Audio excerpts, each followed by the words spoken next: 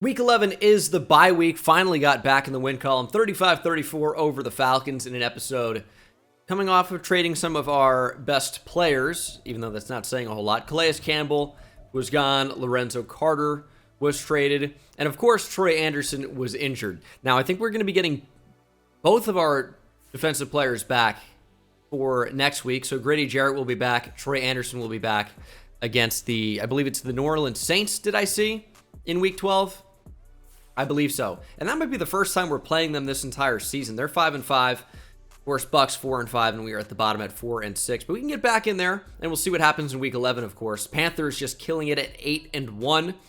And we're going to start with Prospect Spotlight. This is the week where we decide the 3 focus players that we want to find more information about for the draft. It's becoming increasingly likely that we're going to have a pretty high pick. Maybe not top 3 or 5, but maybe top 10 or 12. See what ends up happening. And we might want to take a look at Miles McGee. M-A-G-E-E for McGee. Okay. Well, Miles McGee is a strong safety.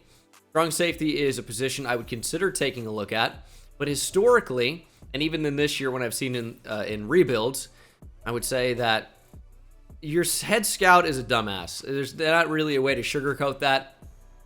He usually is like, hey, check out this prospect that sucks. Do you want to draft him? And I go, no. And he's like, all right. And that's the end of the conversation. So I was looking through the class before I started this video, added some players to the board. Marcus McGee, not even his name, doesn't matter. Miles McGee was not one of them. He's a zone type safety with C zone coverage. Already a terrible start. Physically, he's nothing to write home about. He's a whatever athlete. Got decent acceleration, but pretty much as I expected, no real redeeming qualities. We're going to pass on that, but thank you for the recommendation. Okay, so before we decide focus players here, what is the focus scouting for the National Scout? Did I not set it in week 8? Seems like it's locked in on quarterback, which I really just don't care about. So that was an oversight. I guess I forgot to do that. Well, that's pretty bad to miss out year 1, but we're going to have a really good idea about these QBs. And in fact, we already do, from what I could tell. Big mistake there. But still probably not going to go QB in this draft. You got Earl Bowden from Cal. You got 2 other pack quarterbacks.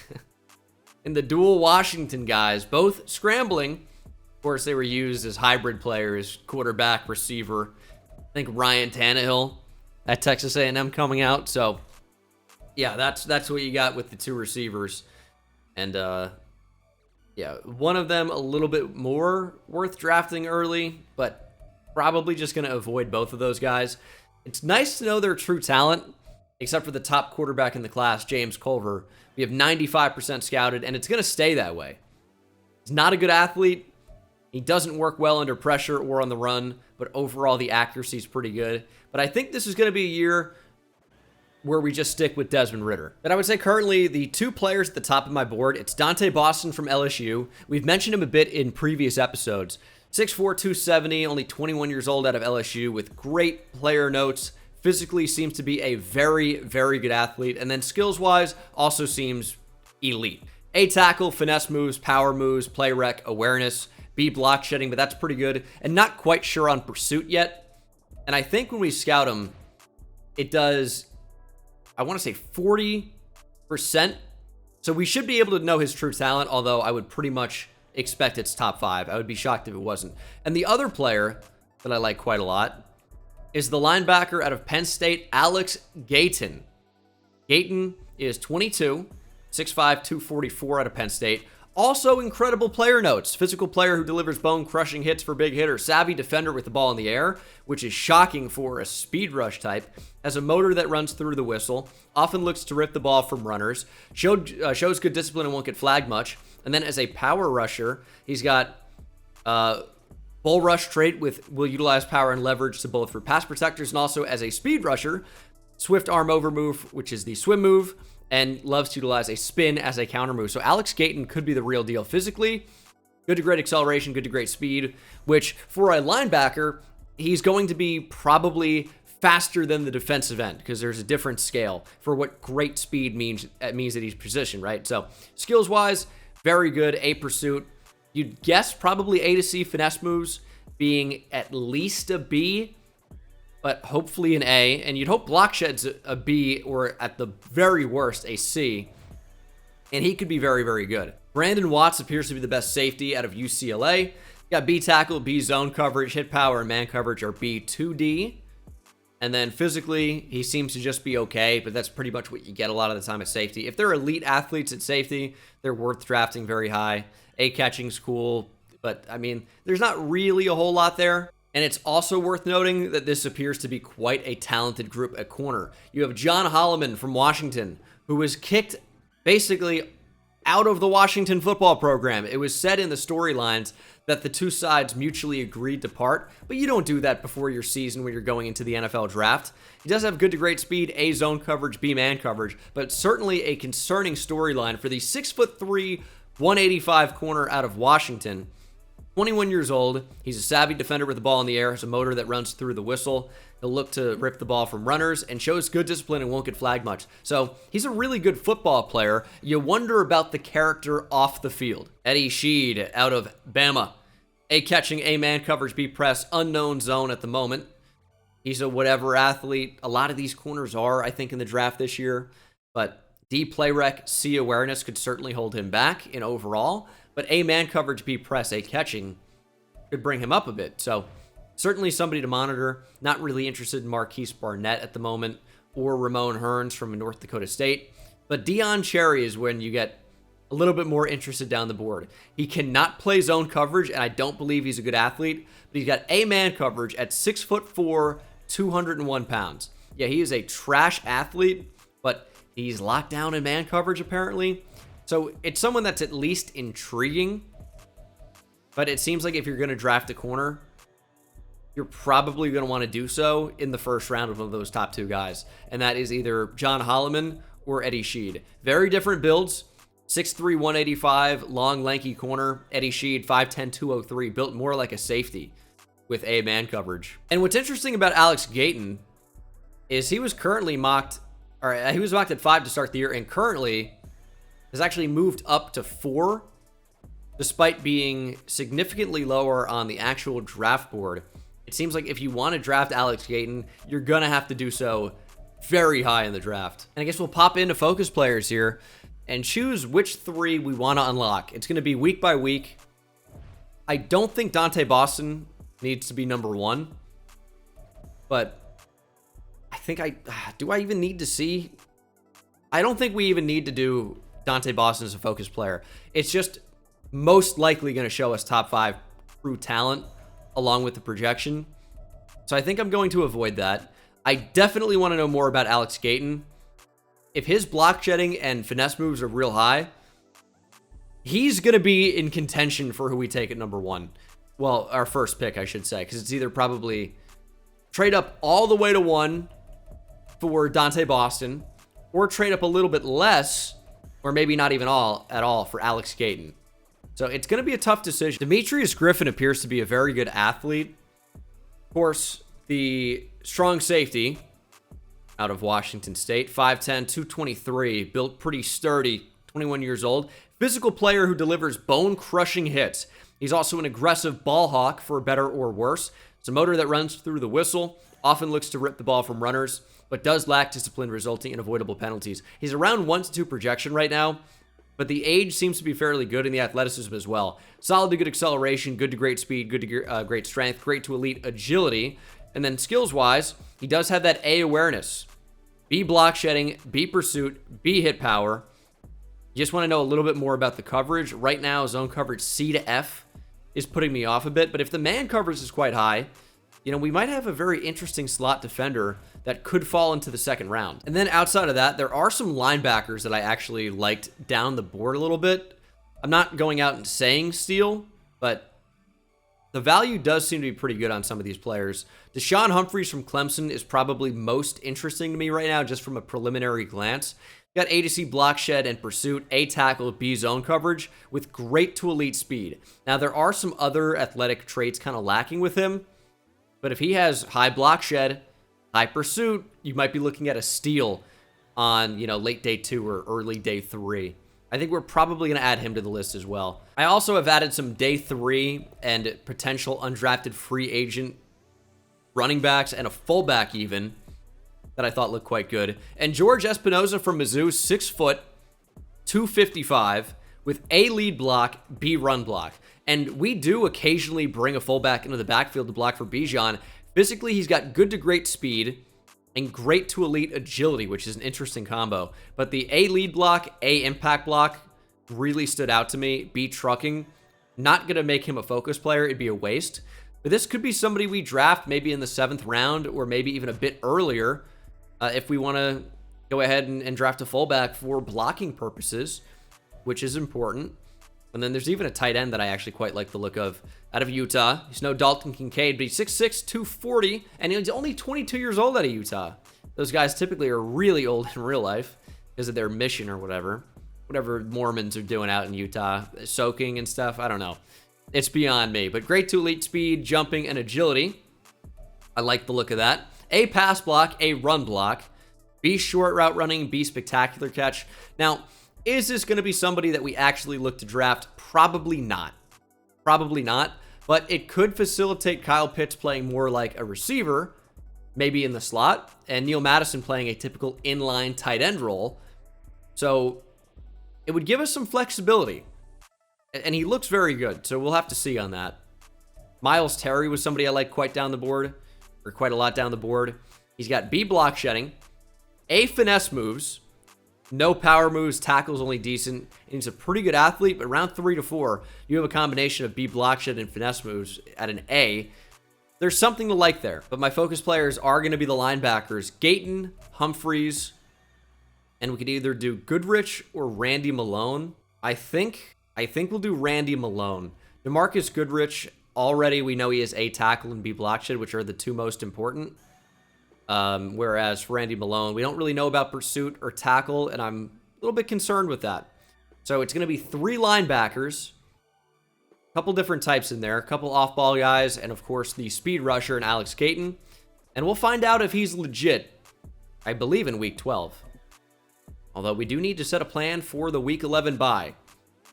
Currently below 500, trying to chase that record down. And hey, we're in last place heading into the bye.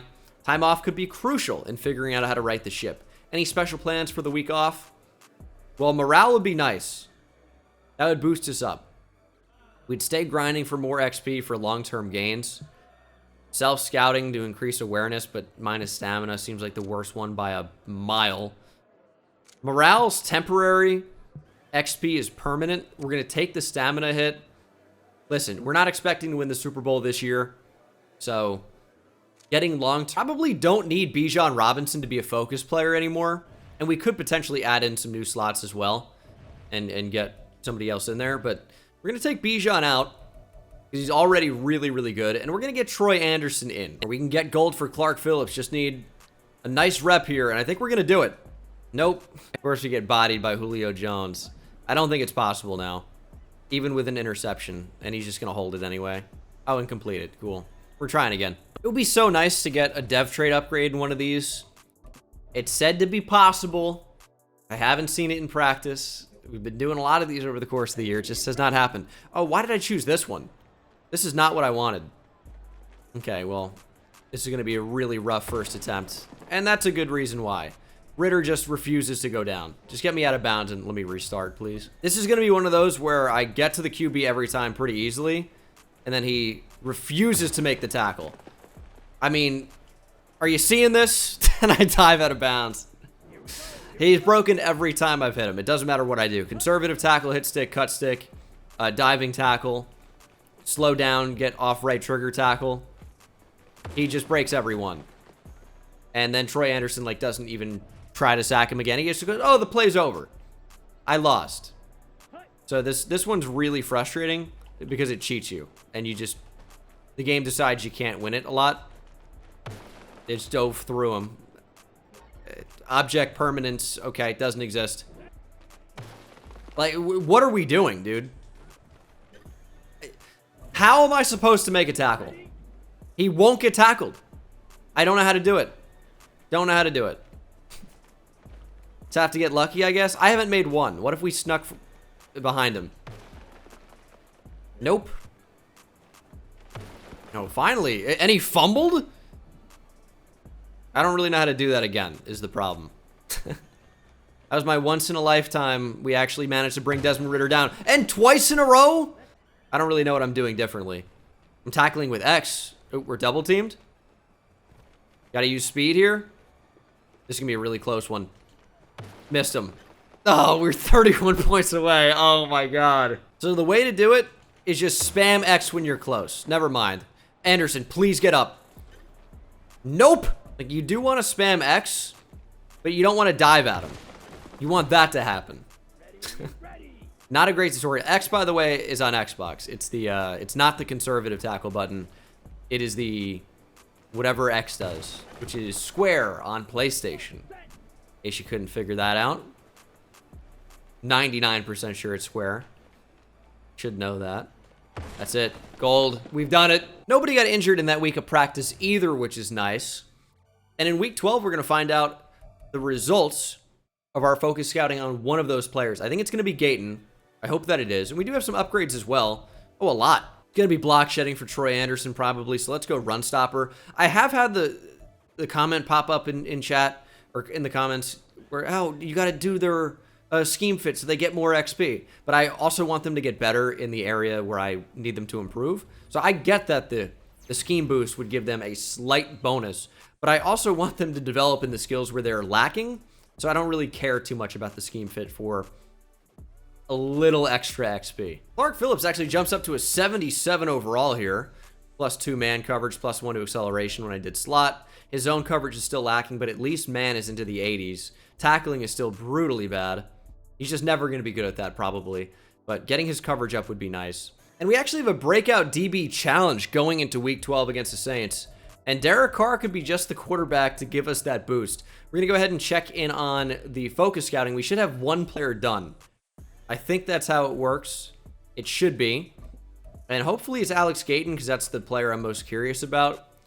And Rhett Albertson can probably be removed from our board as a potential undrafted free agent with potential undrafted free agent true talent. And we don't really care about that. So Alex Gayton is a round 1 to 2 talent. Block shed is worse than we would have wanted. It's down at a C. Physically, still very good. And then skills-wise, does have A finesse moves. Interesting. Does have F injury, though. Ugh. That could be something that would really make me avoid drafting a prospect in my franchise series as opposed to actually doing a rebuild. Because F injury, we've seen what's happening with Troy Anderson. The guy's played no games for us, essentially. And Dante Boston, what's your injury rating? C to F. Oh, man. That's no good either. Breakout DB challenge is for Richie Grant. Apparently made some really big plays last week in our bye week. That's impressive. Keep an eye on him against the Saints. If he continues to dominate, we might have something special back there in our secondary. Who knew, right? You know, I liked Richie Grant at UCF. Decent player. It's going to be really tough to get him upgraded. Not going to lie. He's going to need to do something he just hasn't done the entire year. He needs, what, 2+ pass deflections / interceptions?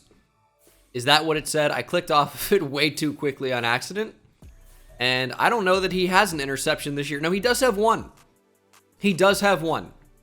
And 2 pass deflections, as well as a forced fumble. Does have 70 tackles, but that's not going to do anything for his development trait. It's going to be very, very tough to get him upgraded to superstar development. But we'll give it a shot. Derek Carr airing it out. Okay, we're going to defend the deep pass there. I sounded like such an idiot there trying to pronounce Derek Carr's name and whatever happened afterwards because I was trying not to say David Carr. I wanted to say it so badly, but I held back enough. But yeah, that's why that happened. We have some mini games to do as well. I'm not doing trench battle again, although no, I'm gonna do chase and tackle. Oh Lord, Troy Anderson just whacked Bijan through these little blocking dummies here, and Bijan gets revenge. Oh God, this one's a frustrating drill too. because a lot of times they just won't make the tackle. You really have to just cut stick straight down, but sometimes it just won't be online for some reason. Maybe it's user error. I've made mistakes before. That is one of them. That's a big tackle. That's a huge one. Gets the multiplier up, plus obviously elevates the score quite a bit. And on the pitch, that's one of the plays that you really should be able to take out. And we're so close here. That should guarantee it. Yeah, that's going to. So gold for Troy Anderson in what can be a frustrating drill. That won't matter. There was nothing to be done there. If we played the other gap and went for a conservative tackle, Bijan would have thrown Troy Anderson to the ground. Much like that, and that's proof. So we had to do what we did. We were one deflection away, and here's going to be the pick. But yeah, one away from gold. We secure it with Clark Phillips. It'd be nice to get him a breakout dev challenge trait. Those were not the right order for those words. Regardless of that, getting him up to star dev could actually make him a long-term starter for us. Normal dev, he's trucking along, already up to a 77 overall, but long way to go. And we're not going to score 5 rushing touchdowns today. Are you insane? Let's go for the pick off Derek Carr. It's just going to depend. Does the game want to throw us an interception today? That'll be the big thing. And Tyler Algier has a high ankle sprain, getting the backups reps in practice. So we finally get it to a good spot. And I just remembered I forgot to show my auto sub settings. But we finally get it to a decent spot. Yet now Tyler Algier is not even going to play due to injury. So in auto subs, I have it set for the running backs at, let's see here, 92.88. So fatigue, I think, is turned up to 60. And I would also recommend doing that stuff from the main menu as well. There's something about the main menu that somehow oddly has an impact on your actual franchise, which it shouldn't, but I think it does. And we're going to break out some cool uniforms against the Saints today, I'll tell you that. And here we are. Look at this showdown. There's something about this like weird outside of the game, what is this place in the showdown that reminds me of Assassin's Creed when particularly Ezio kills somebody and you go to this weird place outside of the actual reality and they have a nice little conversation. So that's what we need today. We need Desmond Ridder to be the assassin, and he needs to stab Derek Carr until he bleeds out. And then Derek Carr is like, I just wanted to be good. And then Ritter's like, you weren't, though. And then closes his eyes and says, Resquiat Escot Empache. I screwed it up badly. I think Resquiescot. That just sounds odd, though. Anyway, these are the uniforms we're wearing, as the ramblings of a madman will cease here in a moment. Requiescat and Pache. All right, I got it finally. Rest in peace to the Saints. We're coming. Hard. Pause. Derek Carr having a phenomenal year, by the way. 2,200 passing yards, 13 touchdowns to 2 interceptions. Sorry if you've never played Assassin's Creed before, I have no idea what I'm talking about. If you're interested in watching a playthrough, I have complete playthroughs for Assassin's Creed 2 and Brotherhood uploaded on my 3rd channel, Gene Dangus. I'd highly recommend checking it out if you might be interested in that sort of thing with my typical quirky commentary, as Kamara is going to have a touchdown. Wow, we dove way too early. Well, there you go. Great start, as always, for us. Alvin Kamara, used to beats our defense, took 1 play. Saints going to go up 7-zip. All right, we got to lock in here. That really couldn't have been a worse start.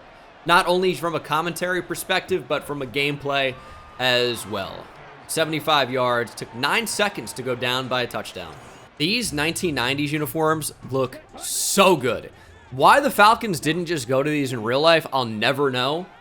But these look amazing. As Bijan going to find a little bit of space. Only gets 4 yards on that. Incredible tackle made by Ugo Amadi. Very frustrating. I'm going to put London on a slant. Please do not intercept me. They wanted to. We're going to throw on the run there. Honestly, not a great decision. A lot of better options, especially earlier on in the play. But it's 11 yards for number 11. Julio Jones gets a nice gain. And we'll see what happens here. Obviously. Get it to Kyle Pitts. We hit him in stride. Kyle Pitts unleashed in the previous episode. He's looking for more today. Massive play down the field for number 8. Kyle Pitts. Gotta love it.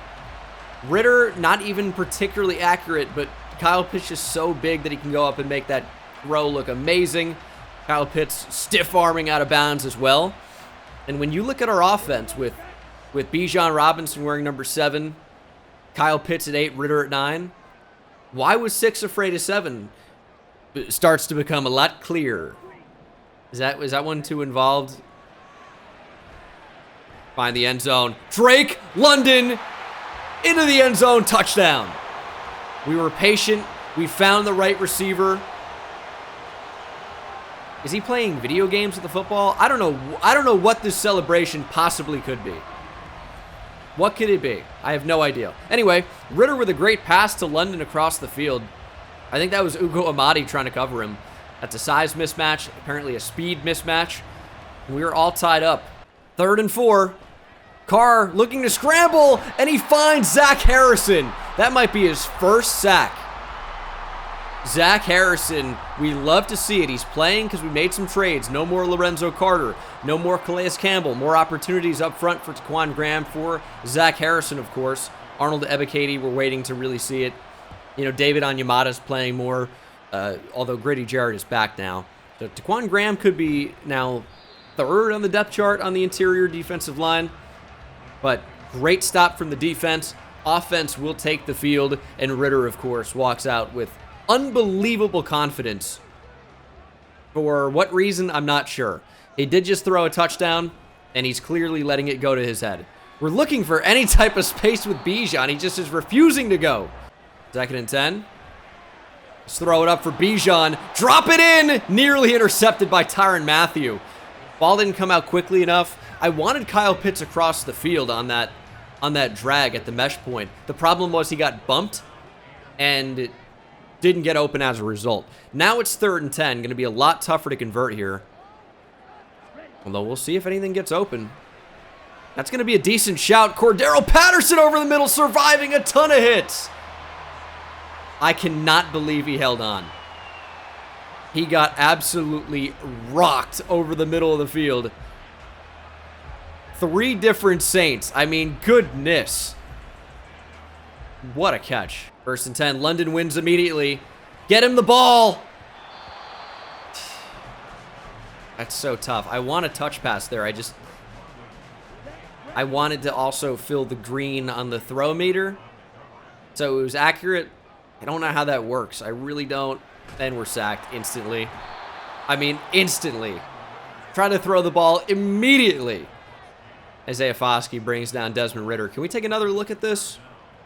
Gonna have to go to replay mode. I mean, this was crazy. Did they rush 5? Nope, rushed 4. Jake Matthews beat instantly. Never even attempted to block him, which is my favorite way to get sacked in this game. When the left tackle goes, somebody else can just deal with it on this snap. Yeah, great shout. Oh, let me guess. He did his job. He chased him around the pocket. I got to step up there. We were going to get crushed either way. There was no time to react. Might be prime arm punt territory. Get the ball to Kyle Pitts down the field. Well, he gets the inside lead, and we get the 1st down. They just gave him the inside. No help from any of the linebackers. That was an easy pickup. Good blocking that time. And that's a really, really great ball to Kyle Pitts, by the way. That was not an easy throw. He made it look easy. Kyle Pitts already at 69 yards receiving. Nice. There goes Bijan, using some speed to get 8 or 9. 2nd and 1. As Godwin Igwebuike gets into the game, there's no more classic spot for me. You got to keep running that, please. Drake London. No more classic play in the playbook for me than any play action pass on 2nd and short. If only opposing defenses knew my tendencies, they'd have an easier job shutting it down. Here's 1st and goal. Run to Bijan. It's a great tackle. 2nd and goal. We're going to roll out here, looking for something I like. It's going to be Desmond Ritter diving to the pylon. Touchdown. Maybe Ritter's walking out like he's the man for well, he's dancing like not. We could user Richie Grant, bring him into the box. That might be a way to potentially force turnovers, as A.J. Terrell has great coverage there on Olave. Carr really struggling to get it going so far. Besides the one big play, we really haven't seen the Saints do much offensively. See if that changes. That's a really quick throw. They're short of the first down marker. Will be 3rd and 2. 3rd and 2. Is this a run? Anderson's right there. What a tackle. Troy Anderson. Absolutely love to see it. We really haven't seen a lot of Alvin Kamara in this one. He just had the super long touchdown. But outside of that, I don't think he's been on the field. Ryan Ramczyk with a quad strain, not going to be playing the rest of this one. Trey Turner doesn't have an injury, but he's injured. Is interesting. Don't know why he's on there.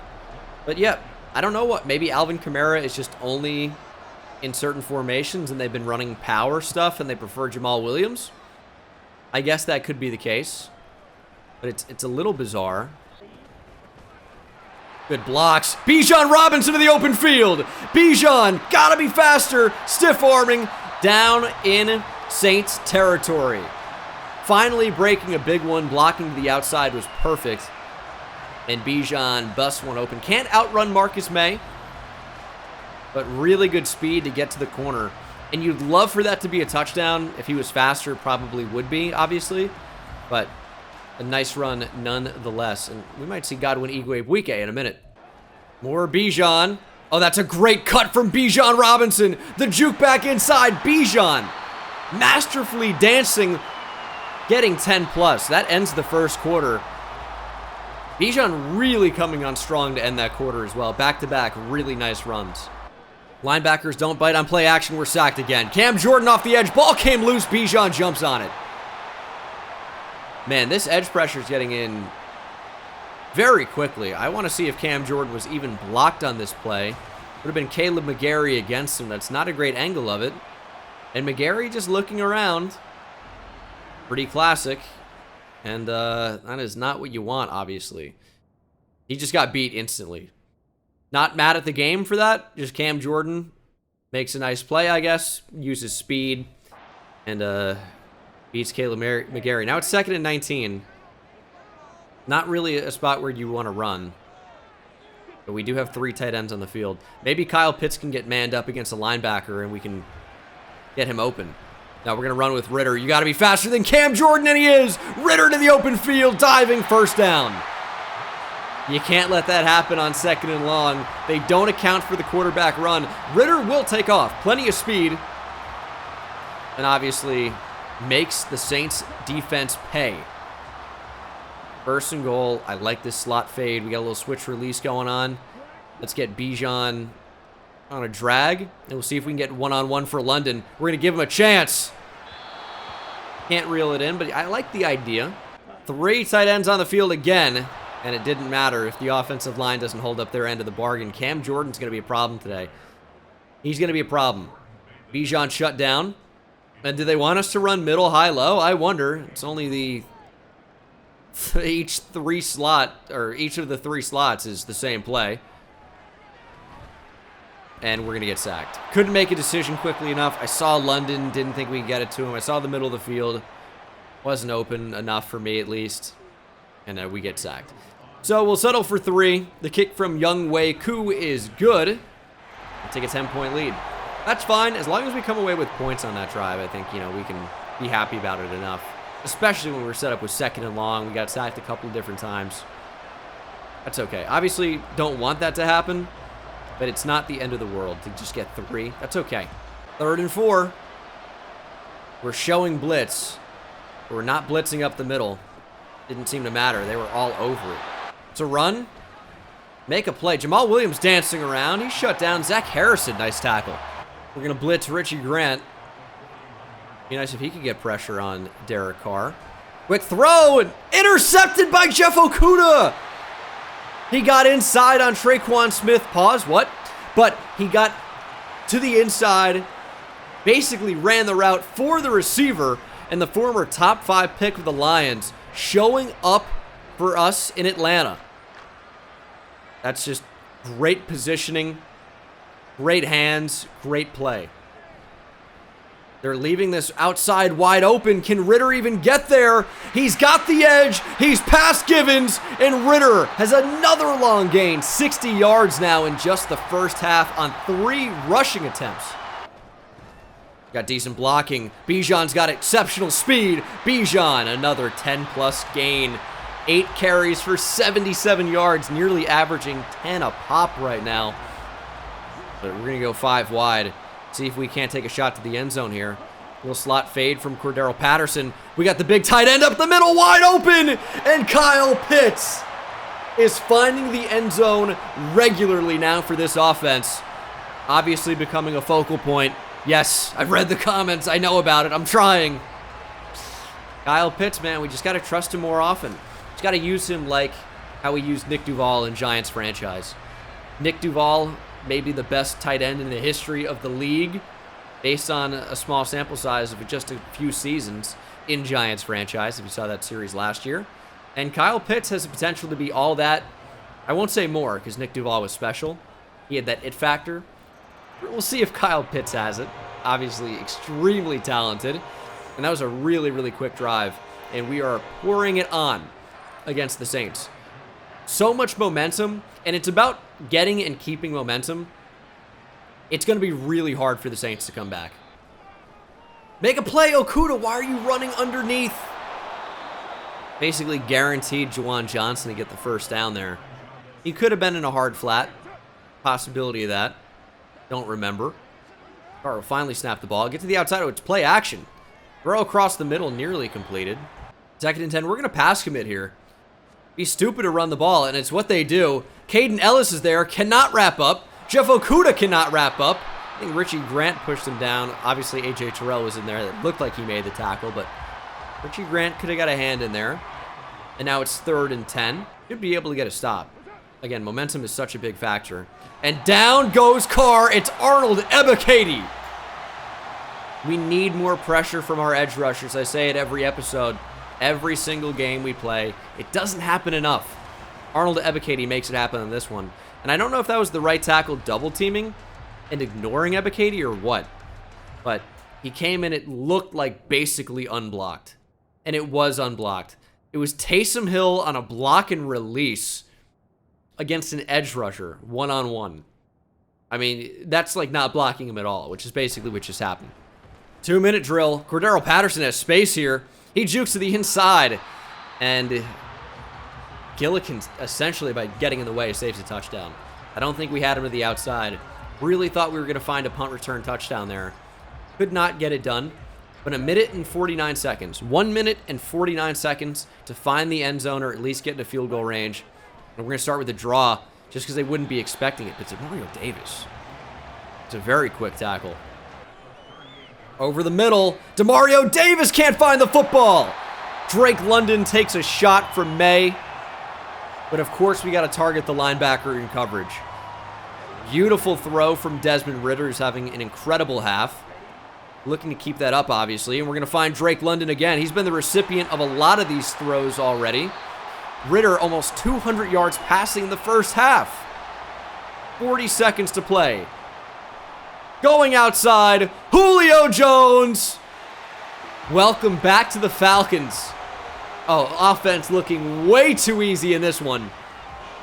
Vintage Julio Jones. Although, to be fair, he probably wouldn't have found the end zone if it was vintage Julio Jones. He had so few touchdowns, they just wouldn't target him in the red zone.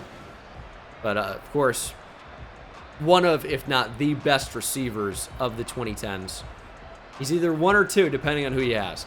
It's either Julio or Antonio Brown. Julio was different. And I know he's at the twilight of his career. I was really happy to bring him back in Falcons franchise. And we are pounding a division rival 31-7. So the goal here is to hold the Saints to less than 150 passing yards or get Richie Grant 2+ interceptions, forced fumbles, tackles for loss, or sacks. It seems to be that our best chance might be holding Derek Carr under 150 at this point. He's only at 70 passing yards, and that might go up over 100 to end this first half here.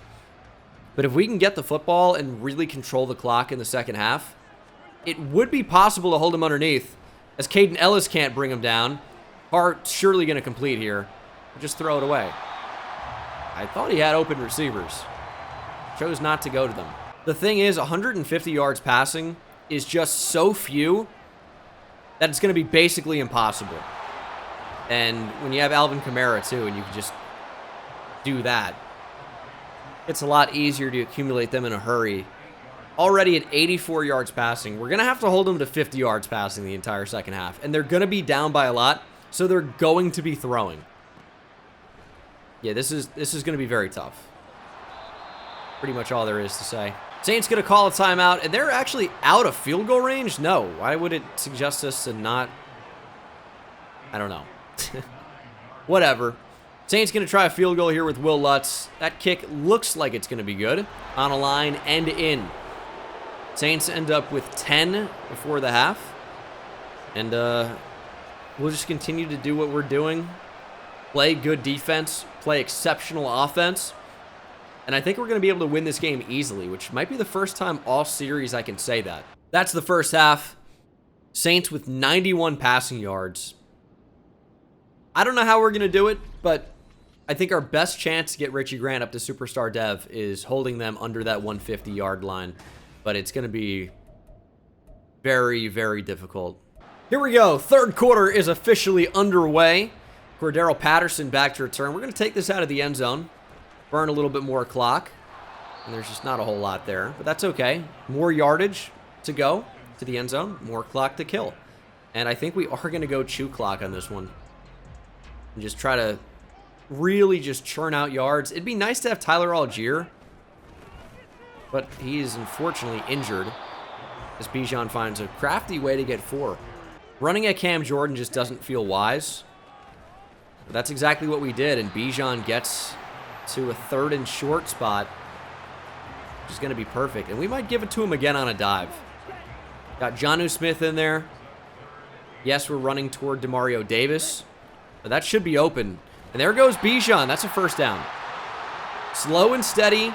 Limit the Saints' possessions. 2nd and 5. We're going QB draw. And Ritter gets turned around. They got to fix QB draw because that happens sometimes and it's just so stupid. It's so dumb. He just turns around. I'd never hold any button to drop back. He just turns around by himself and runs the other way. So stupid. Quick throw to Julio. Shoot! Pete Warner with a great tackle. It's 4th and 2. From the 39, we have a lead. We'll punt. All right. I don't like it. I really don't like it, but we're going to punt. Richie Grant allows a big catch. That might be real close to 150. Richie Grant, if he could have made a play there, that would have been huge for a lot of reasons. Instead, the Saints are almost certainly going to go above 150 passing yards now. Almost definitely. Nice tackle, Zach Harrison. Only the 2nd carry of the game for Alvin Kamara. Does have a catch or 2. That is a big-time play. And there is 150. All right. Well, now Richie Grant's got to do some impossible stuff. And I'm saying impossible for a reason. He's not going to force 2 fumbles, get 2 tackles for loss, 2 picks. Just not going to happen. It's going to be a touchdown. Yep, Michael Thomas doesn't drop the ball. That is a really nice throw, really nice grab. They're not out of it yet. 31-17. Not a ton of time left. We're still going to chew clock in the second half. Throughout. I think we're going to be able to hold off. There is a flag. Is it going to be running into the kicker? It is. Yeah, so, somebody accused me of making a crafty cut earlier in the year to hide the fact that it was actually me who ran into the kicker on the extra point. I don't even have my hands on the controller. That was not me, I can promise you. And you know why? Because I'll admit it when I do some crazy things. I'll admit it. But certainly not at fault there, as we're going to run with Ritter. Give us a block. Kyle. Cordero Patterson as well. And Ritter with that little weird dive that he does because I don't know how to slide. He's having a huge game on the ground. He might be up near 100. I mean, we should be running the ball probably, but I mean, I guess we are when we use little passes. Let's get Jonnu Smith in action. Nope. And Kyle Pitts is injured. Non-contact, holding his arm or chest. He's going to be running to the locker room. That is never a good sign. If that is a torn labrum, that is going to be a brutal injury. Especially, he's just starting to get it going as well. 3rd and 6. I mean, Julio, I thought, had great positioning. And I think he still did. He had great position on Marshawn Lattimore. And then Lattimore just knocked the ball out at the end. Dislocated shoulder for Kyle Pitts. That's about best case scenario on that injury. Already up in the game. Don't necessarily need him in this one. Although, we're losing our lead quickly now. They score a touchdown. It's a touchdown game. It's a decent punt, though. Give us a good bounce. We got blocked with Clark Phillips. Ah, it's so painful. And that is the end of the 3rd quarter. Troy Anderson making a nice play. Forced 3rd and long for the Saints. Yeah, everything except rushing yards are extremely even right now. We might go above 250. That's a realistic expectation of what could happen. See what happens on 3rd and 11, though. It's going to be illegal contact. I couldn't get off him in coverage. I mean, I don't know what else there is to say. It's the biggest BS flag in Madden 24.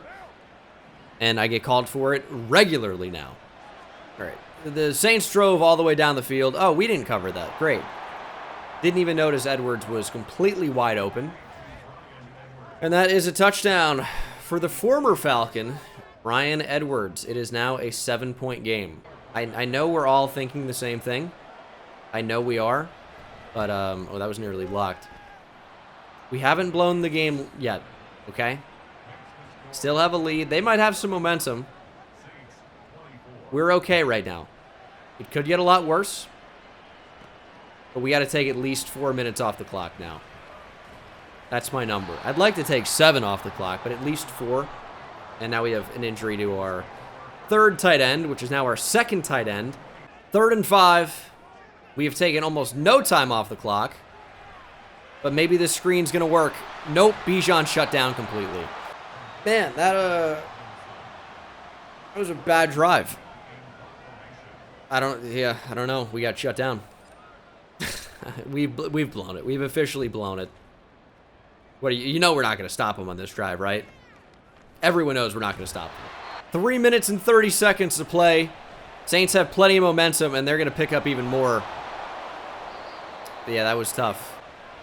That's going to be a touchdown. Yep. Yep. That's what I got for you. That's my amazing touchdown call. It is tied. But don't worry. Under 3 minutes to play. Our offense has been fairly good this game. Having no Kyle Pitts matters now. But we can be in the driver's seat. We got the man, Desmond Ridder. And as long as we can move the ball a little bit, let's flip this. I don't want to run it to Mario Davis and Cam Jordan. Go to the other side. As long as we can pick up some first downs, we're going to kick the game-winning field goal, and we're going to win the game. Hence, the game-winning part of the field goal. Running the ball again. It'd be nice if Drake London actually picked up the block on the open guy. That would have been cool. We might run the ball again. Same play, very different result. Bijan Robinson, easy first. Inside 2, that clock's going to run a lot. Now, the problem is we're going to get iced. And it's unlikely I'm going to make an iced kick. You guys got to factor in that. That goes into my thought process from time to time. As we get it to Bijan. He's got to duck out of the game for a minute, man. He's got to be gassed. He looks slow getting out there. 2nd and 6. Jonnu Smith, fullback dive. Oh, look at him go. We're going to call a timeout. 3rd and 2, running the ball. Get up the middle. Here we go. We're going to call a timeout. Still have plenty of time. They really want us to throw the ball here, which concerns me. I see Cordero Patterson. I don't want it. I know, I saw him. I promise you I saw him the entire way. All right, we are getting iced. Wanted the clock to go all the way down. It's going to be a 55-yarder from Younghoe Koo for the game. And we have the arc. That's a beautiful thing. We can line it up. Younghoe Koo for the win in Atlanta. Make the kick of dreams. Kick is up and good. We didn't choke. Game-winning kick by Younghoe Koo. We had a plan. We stuck to it. We won the game. That's all there is to it. Another close one. Saints really made a valiant effort to come back in this one, but they didn't have it in the end. That was a nail-biter. There's been so much heartbreak, not only in Falcons franchise, but in other stories, but there have been a few this year where we have just been heartbroken at the end of games. Not this one. Desmond Ridder, 14 for 19, 227 and 3 touchdowns. And what is that? No interceptions? Yeah, you heard that right. Bijan goes for 123 yards. Doesn't break a tackle, but he didn't need to. Ridder goes 6 for 91 with a touchdown. He fumbled? Oh, yeah, on the sack. That's right. Kamara had a 75-yard run. Didn't run the ball with anybody else other than Jonnu Smith. Like, no Algier, obviously, with injury. No Godwin Igwebuike. Juwan Johnson really had 113 yards receiving. Olave had 99. He was injured, left the game a little bit early. Michael Thomas had a touchdown. Let's get off of that. Let's go to the Falcons. Big game for Drake London. Kyle Pitts as well, but left due to injury, of course, with that dislocated shoulder. Julio with the touchdown.